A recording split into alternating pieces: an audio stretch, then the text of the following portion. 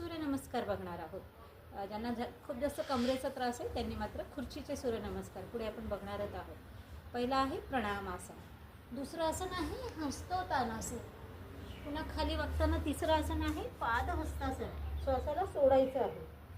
पुन्हा चौथा आहे अश्वसंचालन, पाचवा आहे पर्वतासन, सहावा आहे अष्टांग भ्रूनमनासन, सातवा आहे भुजंगनासन, पुन्हा आठवा आहे पर्वतासन, नववा आहे अश्वसंचालन दक्षिण आणि वाम, पुन्हा दहावा आहे पादहस्तासन, अकरावा आहे हस्तोत्तानासन आणि 12वा आहे प्रणामासन। असे आपल्याला कमीत कमी रोज 12 अभ्यास, हळूहळू याचा अभ्यास वाढवायचा आहे। सुरुवातीला 2 नी सुरुवात करा, नंतर 4 करा, नंतर 5 करा, असे कमीत कमी आपल्याला रोज